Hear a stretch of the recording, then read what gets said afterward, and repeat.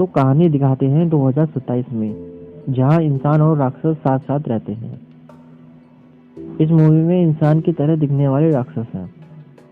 इस मूवी के सारे रेड कैरेक्टर राक्षस हैं। मूवी के हिसाब से राक्षस ने प्रेजेंट टाइम में उतनी ही तरक्की कर ली है जितना कि इंसानों ने।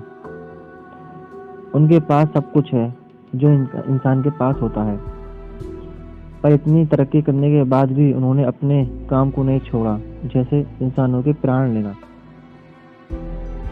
पहले यमराज धरती पे आते थे और इंसान की प्राण लेते थे और यमलोक चले जाते, पर अभी के टाइम में ये सब नहीं होता। यानी अब कोई यमराज नहीं है। अब लोग मरने के बाद अपने आप ही स्पेसशिप में चले जाते हैं। उस स्पेसशिप का नाम पुष्पक है। यहाँ पे आने के बाद इंसान की तरह दिखने वाला राक्षस उनका वेलकम करता है। उस राक्षस का नाम त्रास्ता है।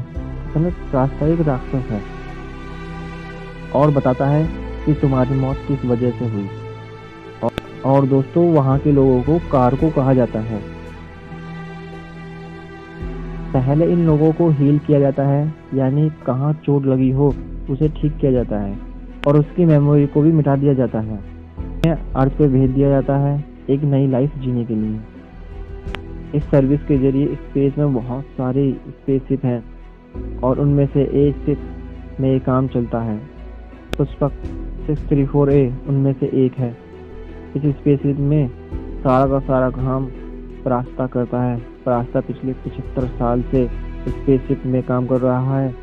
यहाँ हर चीज़ का ध्यान रखता है। स्पेसशिप चलाना और मरे हुए लोगों का आना, उन्हें देखना कि उनके शरीर की चोट ठीक करना और उनकी मेमोरीज को मिटाना और फिर उन्हें अर्थ पे भेज देना।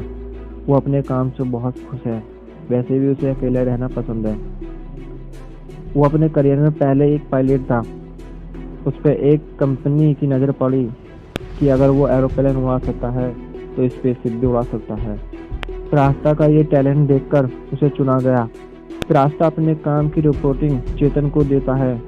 चेतन बताता है कि कौन कौन लोग उस तक पहुंच रहे हैं। जो लोग मर कर स्पेसशिप में पहुंचते हैं उन्हें वहां कार्गो कहा जाता है। धीरे धीरे कंपनी को एहसास होता है कि प्रास्ता सारा काम देख नहीं पाता है, उसे एक असिस्टेंट की ज़रूरत है। हालांकि प्रास्ता इनकार कर देता है और बाद में मान जाता है, पर कंपनी उसके पास एक लड़की को भेजता है। उस लड़की का नाम युविस्का है। युविस्का बहुत ही टैलेंटेड है। अगर वो ठीक से काम नहीं कर पाती है तो हम उसे वापस बुला लेंगे। असल में युविस्का एक गांव में पैदा हुई थी। वो अक्सर मेला देखना जाती थी। वो सोचती थी कि उसकी फैमिली उसकी केयर करेगी। उसे लगता था उसकी फैमिली उसकी केयर नहीं करती।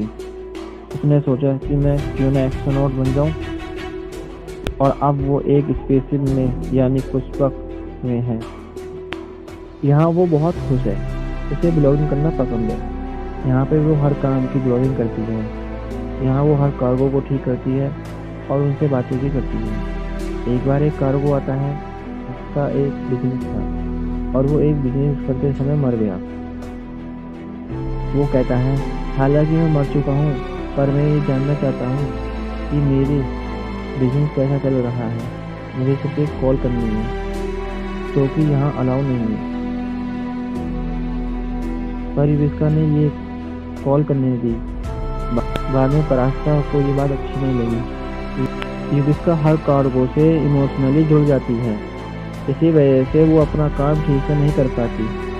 एक दिन धरती पे एक बारात जा रही थी और अचानक उस बस का एक्सीडेंट हो जाता है और अब ये सारी बारात स्पेसशिप में है। काफ़ी ज़्यादा भीड़ हो गई है। अब प्रास्ता और युविस्का को काम ज़्यादा करना पड़ेगा, पर उन दोनों ने उन सबकी केयर की और सारा प्रोसीजर फॉलो किया और सबको धरती पे वापस भेज दिया। एक दिन युविस्का को प्रास्ता का पर्सनल नोट मिला। युविस्का को पता चला कि प्रास्ता की एक एक्स गर्लफ्रेंड है। उसने प्रास्ता को बताए बिना उसकी एक्स गर्लफ्रेंड को फ़ोन कर दिया और मजबूरन प्रास्ता को अपनी गर्लफ्रेंड से बात करनी पड़ी। प्रास्ता को 75 साल हो चुकी है।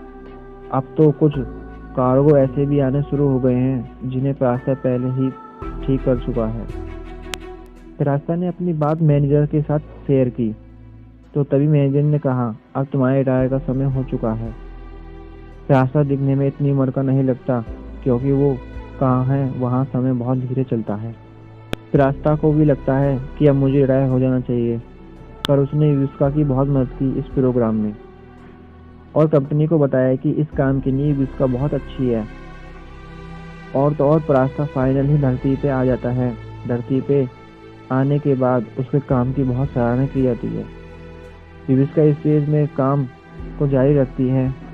उसके पास एक नया असिस्टेंट सुशांत को भेजा जाता है उसकी मदद करने के लिए। अब स्पेसशिप में पहले की तरह